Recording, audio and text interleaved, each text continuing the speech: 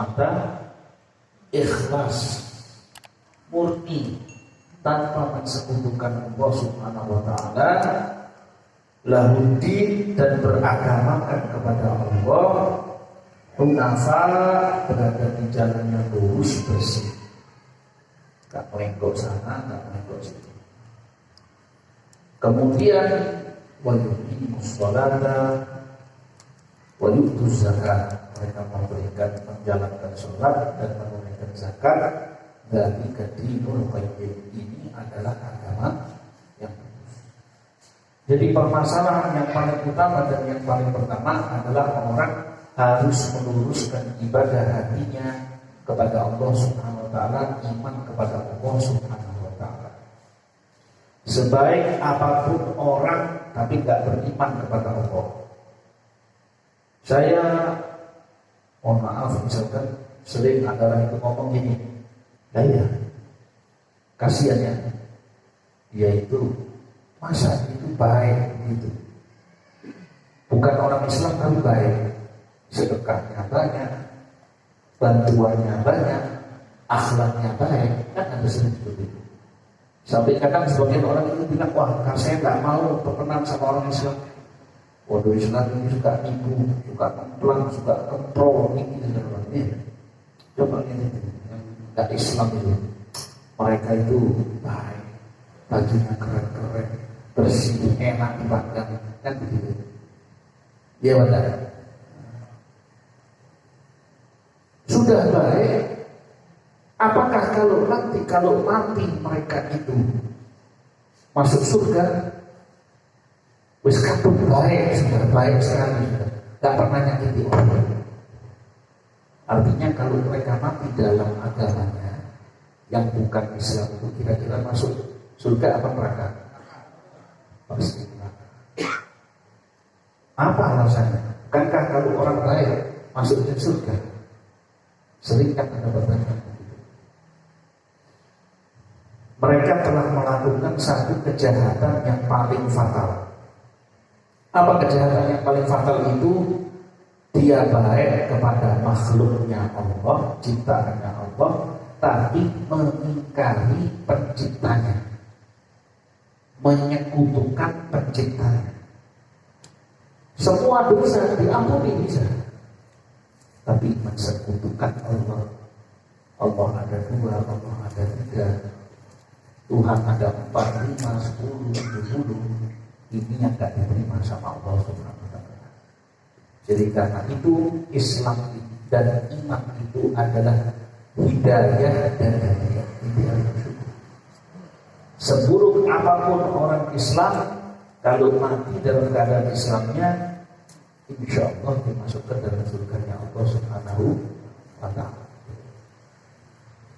Kenapa? Karena dia membawa iman. Sebab di akhirat nanti orang punya iman, biar 1/10 imannya ini tadi, sekecil apapun dosanya sudah sangat banyak, tapi dia ada imannya cuma tinggal sedikit, percaya sama Allah, percaya sama Nabi Muhammad SAW, bakal dilintas masuk ke dalam surga. Perkara amalannya dia itu gak sholat ada hukumannya, gak puasa ada hukumannya, zina ada hukumannya. Siapa yang mau mampir? Mau mampir kan? Kita kan maunya langsung surga. Kan begitu. Jadi karena itu kita kalau mau surga, syarat utamanya itu adalah betul-betul iman kepada Allah, jangan keluar dari Islam. Makanya mama menyuruh ila ya'budullaha mukhlisina lahu. Jadi seburuk apapun orang Islam ini, kalau mati dalam keadaan la ilaha illallah, masuk dalam surganya Allah. Kenapa? Karena dia mengimani satu Tuhan, mengimani para nabi, dia tidak mensekutukan Allah. Bumi dan langit punyanya Allah. Nurutnya sama siapa? Allah. Saya punya perusahaan, saya bos. Ente nurutnya harus sama-sama. kamu dipanggil sama bos, kamu saya panggil. Tolong bilangkan sama bos ya, saya lagi ada perlu sama kepala karyawan.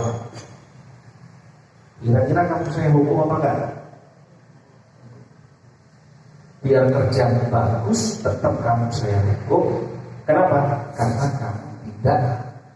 kamu menduakan saya.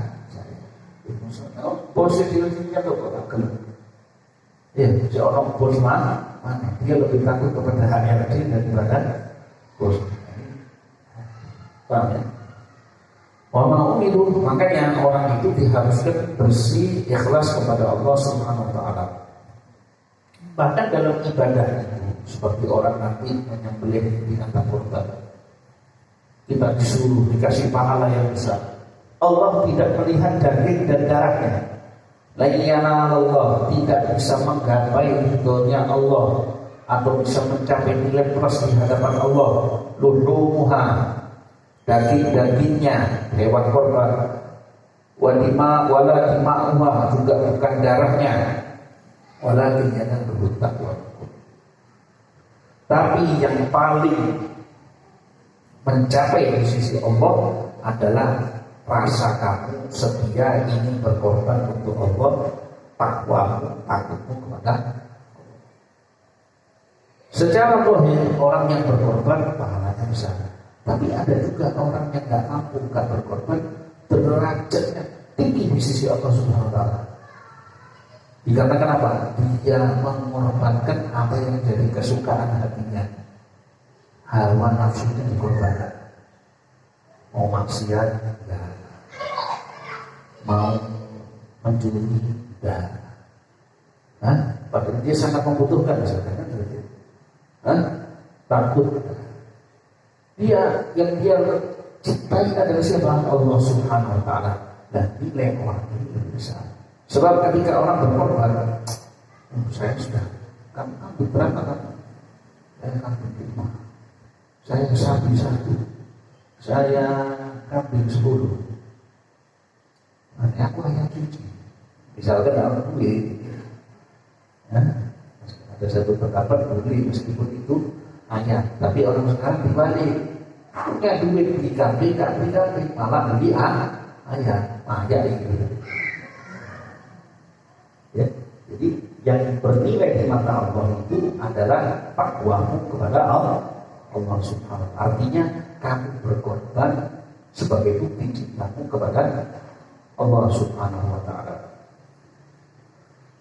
Qul ittaquha fi sudurikum tukhfa fi sudurikum aw tuduha aw tuduhu ya'lamu.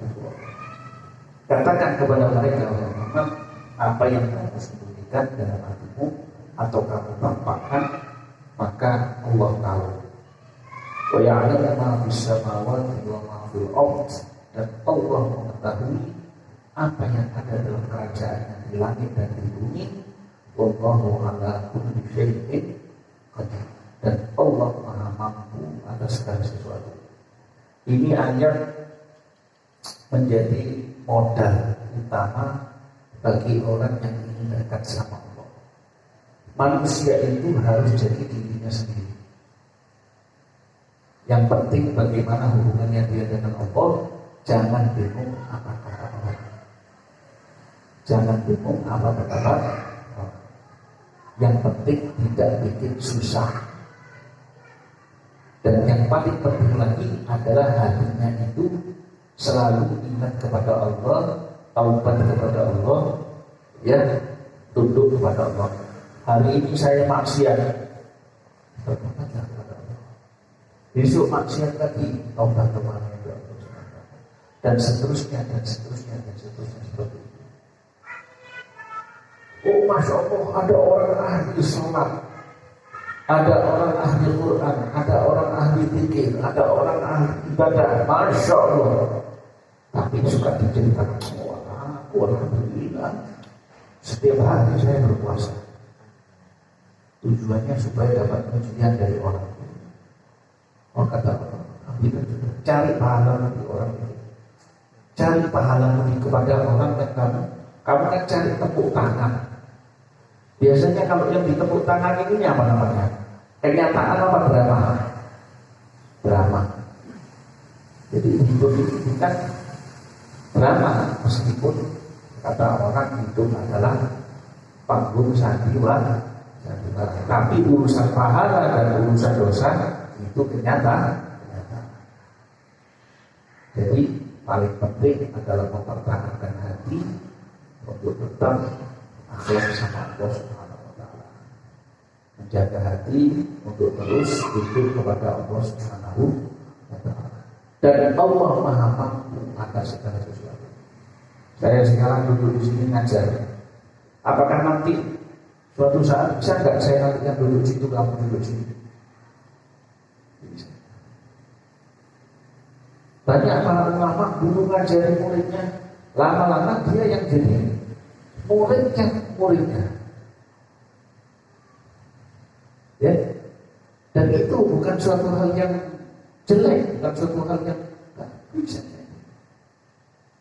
Dulu kamu diajari sama guru SD atau guru SMP. Ya. Hah? Lama-lama kamu diundang sama sekolah itu. Kan terbalik. Itu istilahnya contoh yang gampang. Jadi urusannya apapun di dunia ini bukan urusan dengan sekedar manusia, bukan cari nilai di manusia, tapi kamu cari di hadapan Allah Subhanahu wa taala. Ya anna ma fis samawati, Allah itu mengetahui semua apa yang ada di langit, apa dan semua apa ada yang ada di. Jadi jangan pernah meremehkan orang lain. Jangan terlalu bangga dengan dirimu dan juga jangan terlalu meremehkan orang lain. Hormati sebisanya dan semampunya, tapi juga jangan kebablasan. Bisa tak perlu nudon. Ada orang tak pakai baju saya harus nudon.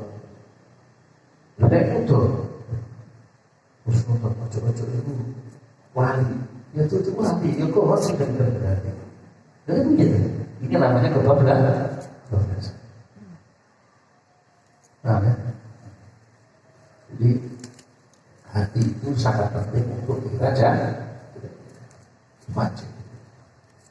Habib Shaleh bin Masih Al-Hamid pernah dilihat satu orang perempuan pakai rok pendek saja. Apa Habib Shaleh marah? Sama itu dia bukan sobatnya langsung ditanya apa keperluannya, apa hajatnya, begini. Akhirnya tobat dari Habib Shaleh itu, tobat pulang menjadi orang yang soleh. Ya. Tujuannya itu bukan orang datang kepada kamu dengan cara yang baik, ya, tapi bagaimana kita bisa bisa menunjukkan kebaikan bagi orang itu. Makanya dari Sayyidina Amirul Mukminin Umar bin Khattab radhiyallahu anhu, di sini dikatakan sami'tu Rasulullah SAW. Saya mendengar Rasulullah SAW. Innamal a'malu binniyat. Sesungguhnya nilai-nilai amalan itu di mata Allah tergantung apa yang niatnya masing-masing. Saya pakai jenggot, saya niatkan mendapatkan sunnahnya Rasulullah SAW.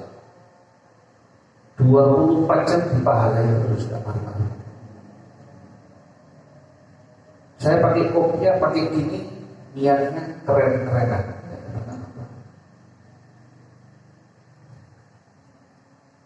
Jadi masing-masing itu tergantung daripada niat. Nah, dari sini diajarkan kamu mau melakukan apa saja harus niat. Saya niat makan untuk taat kepada Allah. Tapi sebelum diri, ya. Amin. Kita minum niatnya taat sama Allah. Kita istirahat niatnya untuk taat sama Allah. Kita lihat orang tua kita capek, bapak ibu capek. Kita bilang, oh, ya Rabb, saya niat dan setiap pandangan saya diampuni dosa. Enak. Jadi dari situ poin pahalanya naik terus. innamal a'malu wa innamal likulli imri'in ma nawa. Allah tidak zalim. Pastinya setiap orang gak akan lebih, gak akan kurang sesuai dengan apa yang dia niat. Maupun niat itu yang dia dapatkan. Dan kamu hadir di dalam majelis ini niat yang lebih besar dari saya, kamu dapat lebih banyak. Saya datang ke sini niatnya misalkan sekedar untuk ketemu, ya dapat pahala kan? Kalau kamu niatnya datang ke majelis saya niat kumpul dengan orang-orang baik, supaya dosa diampuni, supaya dapat ini, supaya dapat ini. Ingin dikabulkannya doa ini dapat.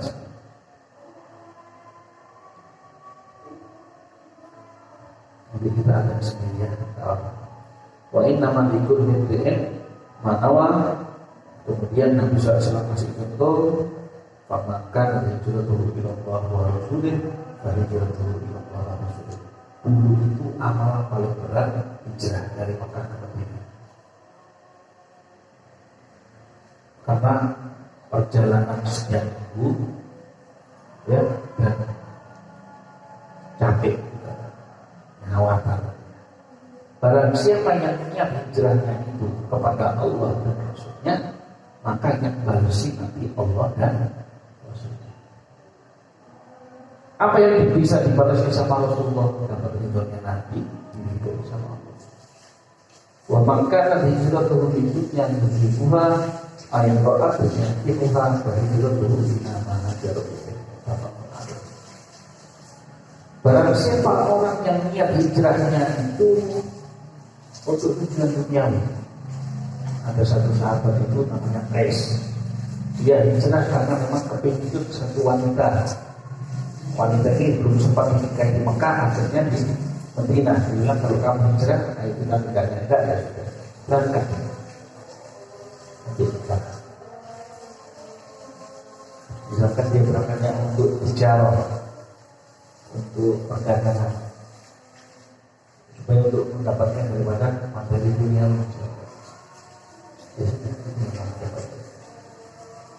Kamu hadir majelis kenapa? Supaya saya bisa ketemu si fulana. Itu bukan ditulis kebaikan, ditulis dong. Namanya setiap orang itu dapat niatnya masing-masing. Bukan yang berniatan yang baik, maka dan itu Allah Rasulullah baik itu Allah. Jadi makanya kamu sekarang niatkan untuk berubah menjadi orang yang berbeda. Ya, ada orang bilang saya hijrah. Kalau niatnya benar, diridhoi sama Allah. Kalau niatnya hanya sekedar untuk penampilan, kosong tidak mendapatkan apa-apa. Ya, itu yang paling penting. Kemudian Nabi SAW kasih gambaran Al-Ummul Mu'minin Ummu Abdillah Aisyah radhiyallahu anha. Ibu Abdillah Aisyah. Ummu Abdillah ini bukan berarti Sayyidatuna Aisyah punya anak, tapi Sayyidatuna Aisyah ini meniara keponakannya Abdullah bin Zubair. Makanya dia bilang Ummu Abdillah. Dia meriwayatkan dari Rasulullah SAW. Qala Rasulullah SAW. Yalzum jaishun al-Ka'bah. Nanti akan datang satu tentara di akhir zaman menyerang Ka'bah. Kapan? Ya bukan sekarang, nanti. Nanti di fitnah akhir zaman akan disebutkan. Faidakan berbeda kalau ketika mereka itu sudah di tanah lapang, daerah beda, laut, tanah kosong, yuksatu di awalnya wa akhirnya. Nabi cerita mereka itu akan dikasih tanah longsor sehingga ditelan sama Allah dari awal sampai akhir mereka itu. Kemudian kata Sayyidatina Aisyah, saya berkata, ya Rasulullah, kaifa yusafu bi awwalihi wa akhirih? Kenapa sih kok mereka semuanya itu ditelan sama Allah? Kan itu seolah-olah kayak disiksa. Padahal di tengah mereka itu wa fihim aswaquhum wa man laysa minhum. Ya, di tengah mereka itu, di daerah yang bakal dibeda itu. Nah kalau misalkan masuk di satu kota, kemudian daerah beda itu antara Mekah dan Madinah, kan di situ kan bukan semuanya pasukan yang menyerang. Ada penduduk sipilnya, ada penduduk. Nah kok semuanya dapat hukuman seperti itu? Bagaimana ya Rasulullah? Kan ada juga golongan yang bukan daripada mereka. Kata Rasulullah SAW, yukhsafu bi awwalihim wa akhirihim. Memang itu sudah ketentuannya Allah, ya, ditelan mereka semuanya itu dilongsorkan, cuma diba'atsuna ala niyatihim, tapi nanti dibangkitkan sesuai dengan niat mereka masing-masing.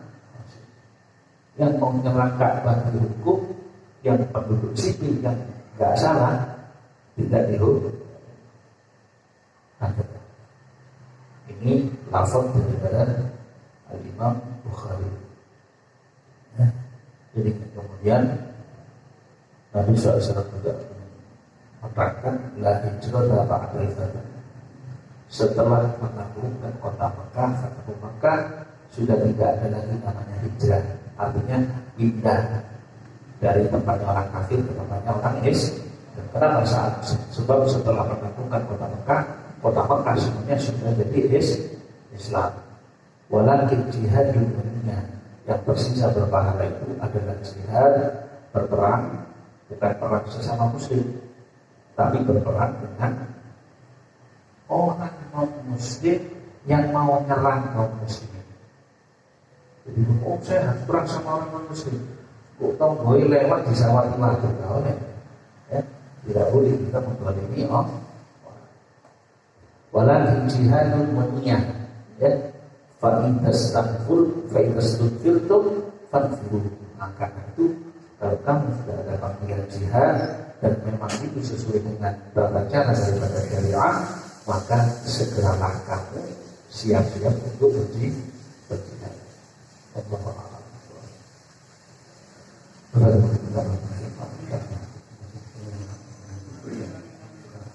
Alhamdulillah.